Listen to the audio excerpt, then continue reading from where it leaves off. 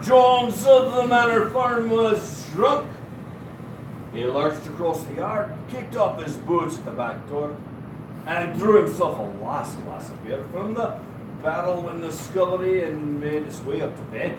As soon as the light went out, there was a stirring and a fluttering all through the farm buildings.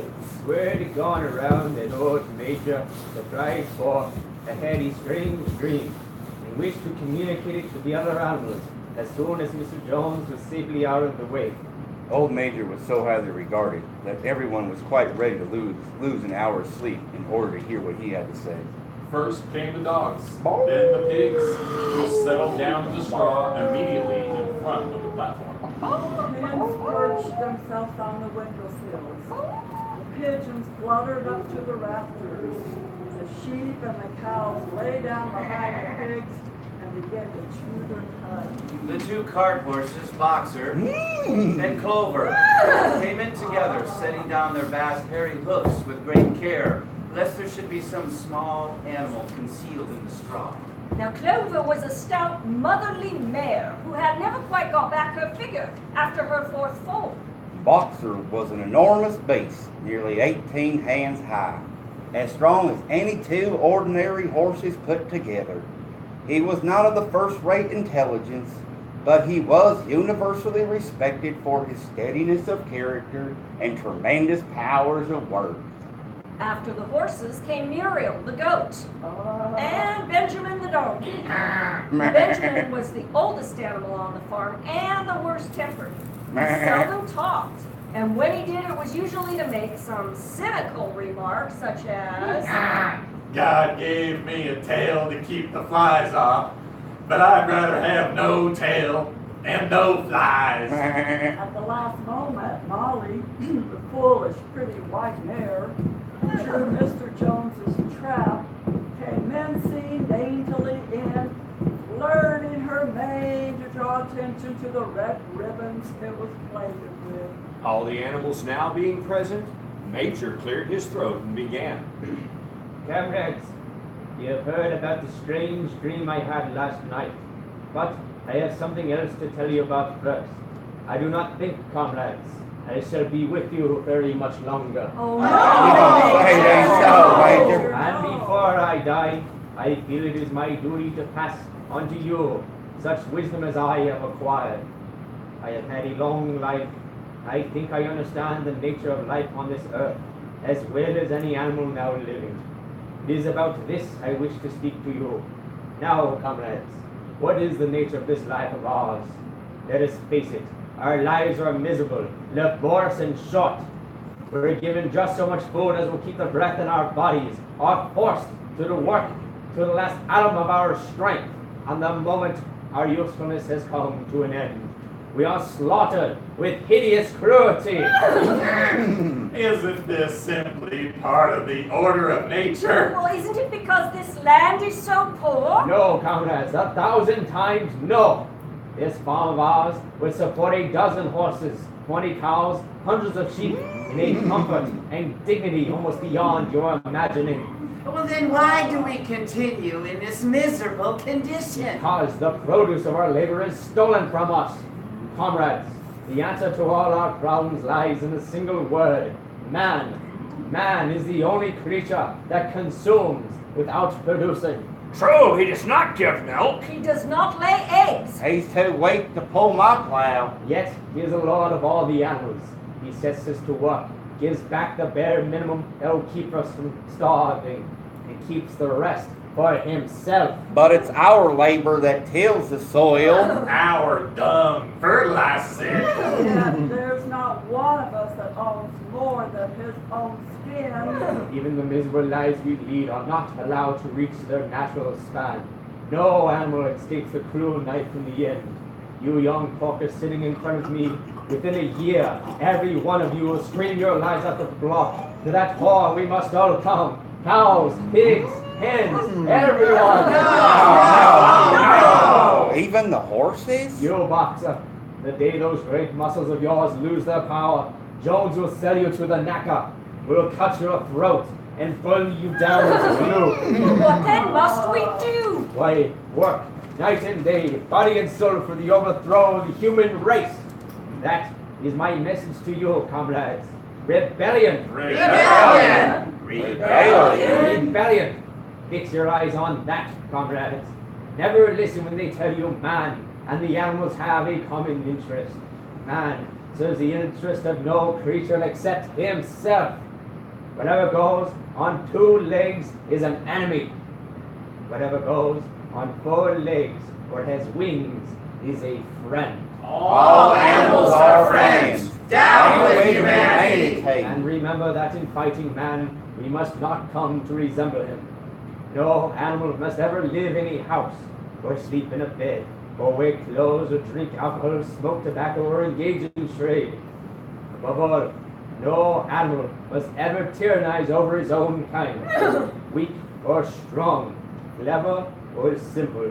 We are all brothers. No animal must ever kill any other animal. All animals are equal. All animals are equal. All animals are brothers. And now, comrades, I will tell you about my dream. It was a dream of the earth as it will be when man has vanished. Many years ago, when I was a little pig, my mother used to sing an old song. Last night in my dream, the words of that song came back. Words sung by the animals of long ago and lost to memory for generations. Let us sing that song now, comrades. I am old, my voice is hoarse, but when I have taught you the tune, you can sing it better for yourselves. It is called Beasts of England. Beasts of England, beasts of Ireland, beasts of every land and clime, hearken to my joyful tidings of the golden future time. Sooner or late the day is coming, tyrant man shall be overthrown, and the fruitful fields of England shall be trod by beasts alone. Rings shall vanish from our noses, and the harness from our back. Bit and spurs shall rust forever, cruel whips no more shall they crack. Bright will shine the fields of England, purer shall its waters be. Sweeter yet shall blow the breezes on the day that sets us free. Beasts of England, beasts of Ireland, beasts of every land and clime, hearken well and spread my tidings of the golden future time. Before Major had reached the end, even the simplest of them picked up the tune. The whole farm burst into Beast of England in tremendous unison. The cows lowed, the dogs whined, the ducks quacked. They were so delighted with the song they might have continued to sing all night. Unfortunately, the uproar woke Mr. Jones, who sprang out of bed, seized the gun that stood in the corner of his bedroom, and let fly a charge of number 6 shot into the darkness. The meeting broke up in a hurry. Old Major died in early March, and during the next 3 months, there was much secret activity. Major's speech had given the animals a completely new outlook on life. They did not know when the rebellion would take place, but they thought it was their duty to get ready for it. The work of organizing naturally fell on the pigs, who were generally recognized as being the cleverest of all the animals. Preeminent among the pigs were 2 named Snowball and Napoleon. Napoleon was a large, fierce-looking Berkshire boar with a reputation for getting his own way. Snowball was a more vivacious pig, quicker in speech and more inventive. But not considered to have the same depth of character. All the other male pigs on the farm were porkers. The best known among them was a fat pig named Squealer, a brilliant talker and very persuasive. These 3 elaborated old Major's teachings into a complete system of thought, to which they gave the name animalism. Several nights a week, they held secret meetings in the barn and expounded the principles of animalism to the others. At the beginning, the meetings were met with much apathy. Oh, but we should be loyal to Mr. Jones. He is our master. Besides, he feeds us, and if he were gone, wouldn't we starve to death?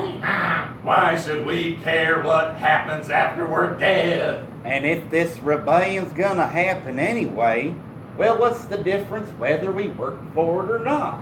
But the most naive questions of all were asked by Molly, the pretty white mare. Will there still be sugar after the rebellion? You do not need sugar. You have all the hay notes you want. Shall I still be allowed to wear the ribbons in my hair? Comrade, those ribbons you are so devoted to are the badge of slavery. Can't you understand that liberty is worth more than ribbons? Molly agreed, but she did not sound very convinced. The pigs had an even harder time of attempting to counteract the lies put out by Moses the raven. Moses, who was Mr. Jones' special pet, claimed to know the existence of a mysterious country called... Sugar Candy Mountain, brethren. Oh, it's Sugar Candy Mountain. It's that wondrous place that we all go to when we depart from the vale of tears. It's up there. It's way up there. Just a little distance beyond the clouds. A Sugar Candy Mountain clover is in season all year long. A linseed cake and great lumps of sugar and all the hedges. Oh, sing hallelujah, brethren, and be joyous for the day. Be joyous for the day.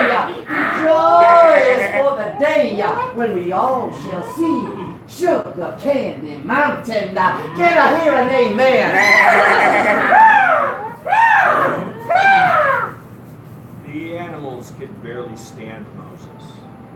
He did no work, and, well, it was just hard to figure out how the pigs could argue to persuade somebody there was no such place.